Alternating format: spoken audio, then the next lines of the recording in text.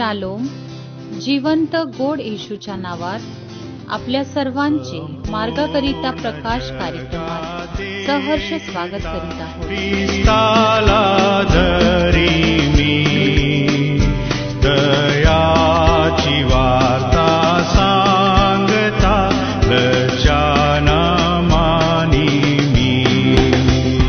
ख्रिस्त राये मला पामरा तारिले दिव्य तेज मम मनी घातले. दृष्टी विश्वासे हृदयी पावलो आनंदी सुखी मी झालो.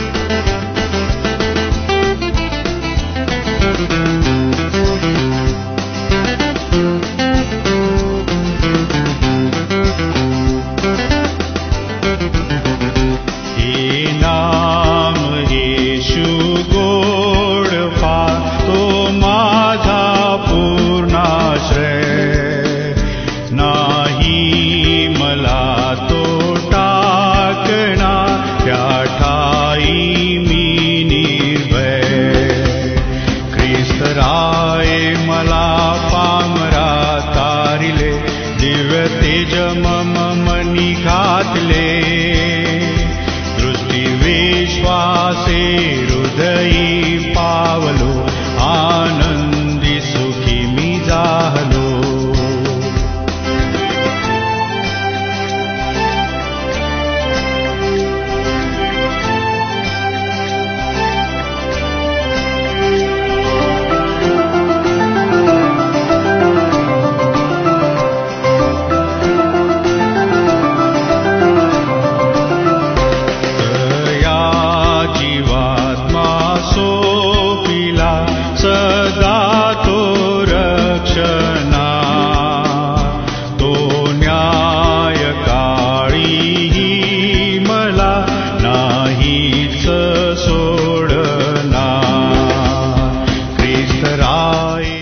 मननाकरिता देवाचे वचन पहिले पेत्र याचा 4था अध्याय 4 ते 7 ही वचने.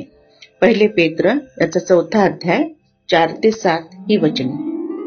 तुम्ही त्यांच्या दंगलांच्या भरात त्याचबरोबर धावत नाही ह्याचे त्यास नवल वाटून ते तुमची निंदा करीतात. जो जिवंताचा व मृतांचा न्यायनिवाडा करण्यास तयार आहे त्याला ते हिशेब देतील. सुवार्ता मृतांनाही सांगितली होती यासाठी की मनुष्यानुसार त्यांचा देह संबंधाने न्यायनिवाडा व्हावा, पण त्यांनी आत्म्याने देवानुसार जगावे. आता सर्वांचा शेवट जवळ आला आहे. यास्तव मर्यादेने राहा व प्रार्थना करण्यासाठी सावध असा. प्रभू परमेश्वर या वाचलेल्या वचनाद्वारे आपला आजचा दिवस आशीर्वादित करो.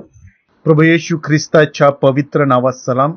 आपण या सकाळी पेत्राचे पहिले पत्र आणि त्याचा 4था अध्याय आणि 4 ते 7 वचन वाचले. विशेष करून या पवित्र वचनांमध्ये पापाचा त्याग करणं याविषयी पेत्र लिहित आहे. आणि विशेष करून 7व्या वचनामध्ये तो म्हणतो की सर्वांचा शेवट जवळ आला आहे, म्हणून मर्यादेने राहा व प्रार्थना करण्यासाठी सावध असा. सर्वांचा शेवट जवळ आलेला आहे, कारण प्रभू येशू ख्रिस्त हा न्यायी परमेश्वर आहे.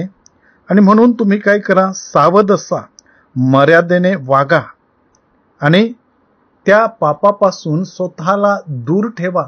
पापामध्ये जीवन जगू नका, तर तुम्ही मर्यादेने वागा आणि प्रार्थना करण्यासाठी सावध असा. निरंतर तुम्ही प्रार्थनेमध्ये जीवन जगा, प्रीतीमध्ये जीवन जगा.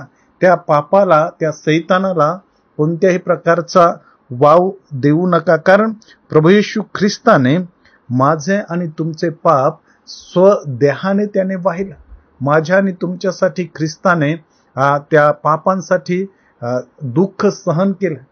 त्या ख्रिस्ताने आपले सर्व पाप, आपले सर्व अपराध स्वतःवर घेतले आणि ते दुःख त्याने सहन केलेला. आपल्याला आपल्या पापांची क्षमा ख्रिस्त येशूने त्याच्या पवित्र रक्ताच्या द्वारे केलेली आहे. म्हणून त्या सर्व पापांना आपण त्यागावं आणि विशेष करून देवाच्या वचनानुसार जीवन जगावं, मर्यादेने वागावं आणि सदैव प्रार्थना करण्यासाठी आपण सावध असावं. सदैव प्रार्थना करावी, सर्व परिस्थितीमध्ये प्रार्थना करावी. जरी आपल्यासमोर मोह येतील, अनेक पापाच्या गोष्टी येतील, तो शैतान त्याच्या सर्व दुष्ट योजना आपल्या समोर तो आणेल, परंतु अशा सर्व परिस्थितीमध्ये आपण प्रार्थना करायची आहे.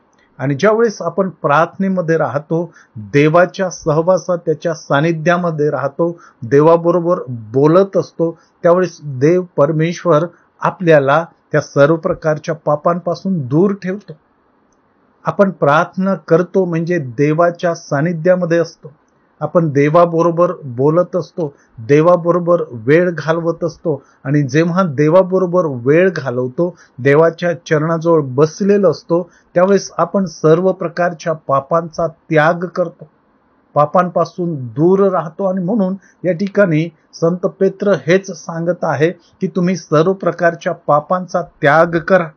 ज्या वासना आहे, त्याचप्रमाणे ज्या देह वासना आहे, त्यापासून तुम्ही काय करा, दूर राहा. परराष्ट्रीयांना आवडणारी कृत्य करण्यामध्ये तुम्ही पुढाकार घेऊ नका, त्यापासून तुम्ही दूर राहा. आणि मर्यादेने वागून प्रार्थना करण्यासाठी तुम्ही सदैव सावध असा. माझ्या प्रियांनो, मी आणि तुम्ही देखील सर्व प्रकारच्या पापांचा त्याग करून देवाने जी मर्यादा आपल्याला दिलेली आहे, त्या मर्यादेने वागून प्रार्थना करण्यासाठी सदैव तयार राहून देवाबरोबर जीवन जगावं. कारण परमेश्वराने त्यासाठी तुमची आणि माझी निवड केली आहे. देवा, ही वचनं आपणासाठी आशीर्वादाची करो. आपण प्रार्थना करू. स्वर्गीय पित्या, तुझी स्तुती करतो, तुला धन्यवाद देतो, कारण आमचे सर्व पाप, आमचे सर्व अपराध ख्रिस्त येशू तो स्वदेही वाहिले.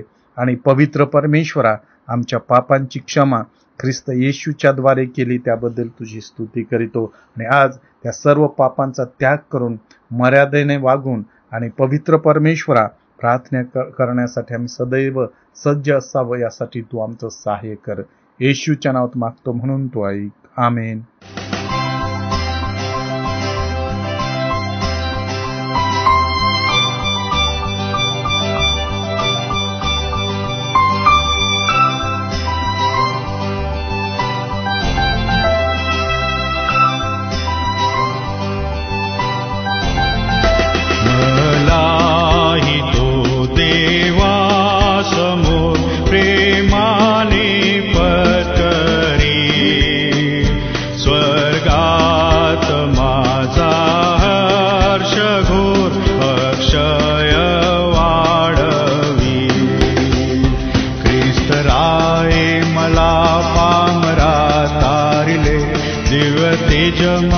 मनी घातले दृष्टी विश्वासे हृदयी पावलो आनंदी सुखी मी जाहलो.